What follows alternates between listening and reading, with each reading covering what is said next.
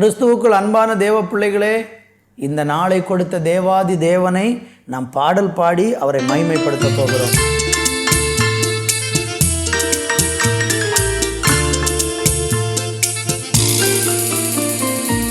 ஆனந்தம் எனக்கு கிடைத்தது, என் வாழ்க்கையே மாறியது. ஆனந்தம் எனக்கு கிடைத்தது, என் வாழ்க்கையே மாறியது. என் உள்ளத்தில் இயேசு வந்தா, என் வாழ்க்கையின் ராஜாவனா. என் உள்ளத்தில் இயேசு வந்தா, என் வாழ்க்கையின் ராஜாவனா. ஆனந்தம் எனக்கு கிடைத்தது, என் வாழ்க்கையே மாறியது. கர்த்தரை ருசித்து அறிந்து கொண்டேன், எவ்வளவு எவ்வளவு அன்பானவர். கர்த்தரை ருசித்து அறிந்து கொண்டேன், எவ்வளவு எவ்வளவு அன்பானவர். உலகம் முழுவதிலும் கண்டதில்லை இயேசுவின் அன்பினை போல்.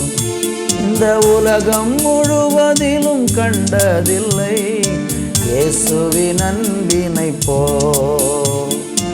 ஆனந்தம் எனக்கு கிடைத்தது, என் வாழ்க்கையே மாறியது. ஆனந்தம் எனக்கு கிடைத்தது, என் வாழ்க்கையே மாறியது.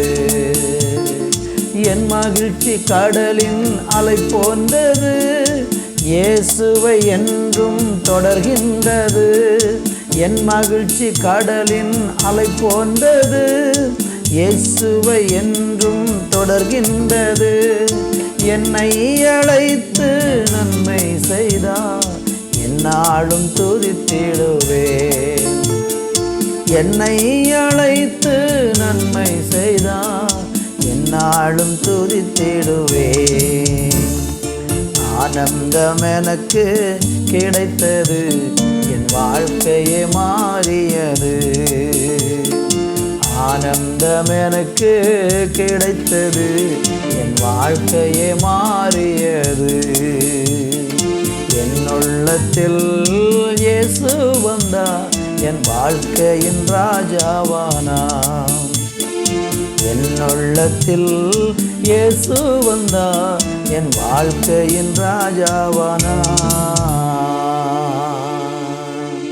ஆனந்தம் எனக்கு கிடைத்தது, என் வாழ்க்கையே மாறியது. ஆண்டவரே, உமக்கு நன்றி.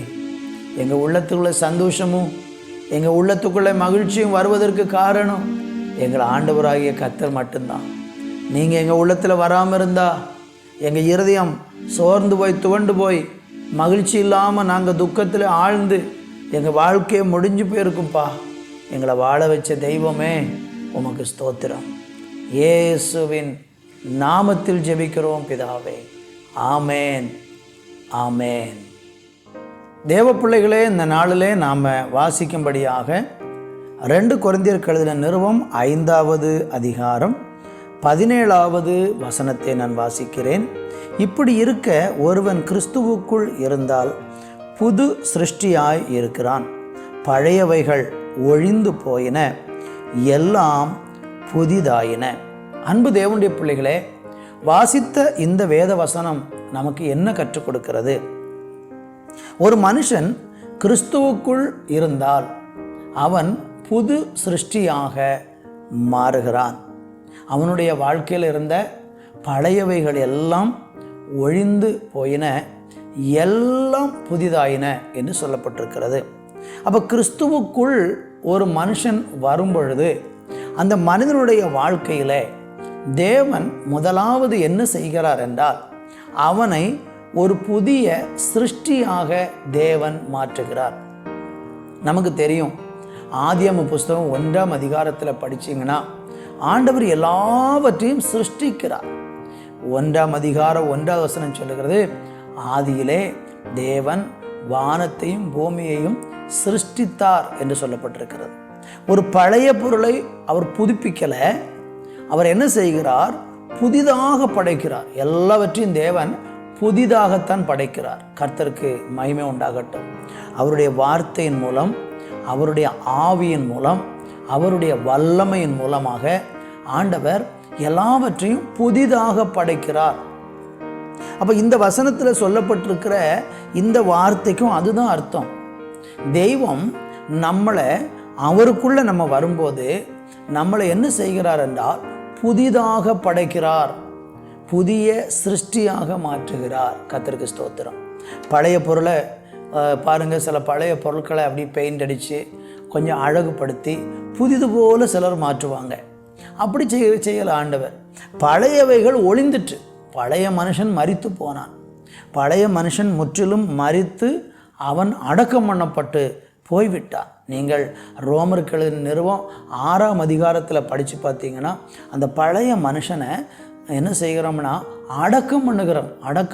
ஞானஸ்நானத்தின் மூலம் அடக்கம் பண்ணுகிறோம். அவன் கிறிஸ்துவுக்குள் என்ன செய்கிறான்? வரும் பொழுது அவன் கிறிஸ்துவுடனே கூட மரிக்கிறான், அவன் கிறிஸ்துவுடனே கூட அடக்கம் பண்ணப்படுகிறான், அவன் கிறிஸ்துவுடனே கூட உயிர் தெழுகிறான். அப்போ பழைய மனுஷன் மரித்து முற்றிலுமாக அடக்கம் பண்ணப்பட்டு விட்டான்.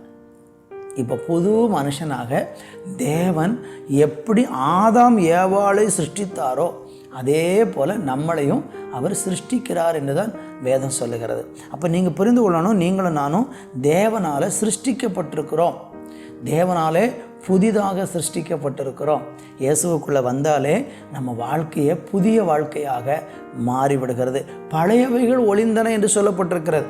இப்போ சிலருடைய வாழ்க்கையெல்லாம் பார்த்திங்கன்னா அந்த பழைய வாழ்க்கை இன்னும் இருக்கும். பழைய கோபம், பழைய அசுத்தம், பழைய பாவம் சிலருக்குள்ளே, நமக்குள்ளே சில நேரம் அது வருது. அது வருவதற்கு என்ன காரணம் அப்படின்னா, முற்றிலுமாக நாம் பூரணமாய் சிருஷ்டிக்கப்பட ஒப்பு கொடுக்கலை. உங்கள் சரீரத்தை, உங்கள் ஆவியை, ஆத்துமாவை தேவனுக்கு முழுமையாக நம்ம ஒப்பு கொடுக்கும்போது தெய்வம் நம்மளை புது சிருஷ்டியாக மாற்றுகிறார். 18வது வசனத்தின் துவக்கம் சொல்கிறது, இவைகளெல்லாம் தேவனாலே உண்டாயிருக்கிறது. பார்த்தீங்களா? அப்போ இந்த காரியத்தை செய்கிறது யாரு? நீங்கள் இல்லை, நீங்களும் நானும் அதை செய்யலை. தேவன் அதை செய்கிறார். எப்படி செய்கிறார்? அவருடைய வசனத்தை கொண்டு, அவருடைய இரத்தத்தினால நம்மளை கழுகி நம்மளை ஒரு புது சிருஷ்டியாக மாற்றுகிறார். இந்த எண்ணம் எப்பொழுதும் நமக்குள்ளே இருக்கட்டும். நான் கிறிஸ்துவுக்குள் ஒரு புது சிருஷ்டியாக இருக்கிறேன், என்ன புதிய மனுஷனாக மாற்றிட்டாரு, நான் பழைய ஆளு கிடையாது, நான் இப்போ இயேசு கிறிஸ்துவுக்குள்ளே ஒரு புது சிருஷ்டியாக வாழ்கிறேன் என்று சொல்லி அந்த புதுமையான வாழ்க்கை வாழ நம்மளை அர்ப்பணிப்போம். கர்த்தர் ஆசீர்வதிப்பார். ஜெபிக்கலாம். நல்ல பிதாவே, இந்த நாளில் கிறிஸ்துவுக்குள் எங்களை புதிய சிருஷ்டியாக மாற்றி பழையவர்களெல்லாம் ஒழிந்து போய் எல்லாவற்றையும் புதிதாக்கி ஆண்டவராகிய கர்த்தராலே எங்களை புதிய மனிதனாய் மாற்றி இருக்கிறதற்காய் நன்றி. அந்த எண்ணத்தோடு நாங்கள் தொடர்ந்து வாழ கிருபை செய்யும். இயேசுவின் நாமத்தில் பிதாவே, ஆமேன், ஆமேன்.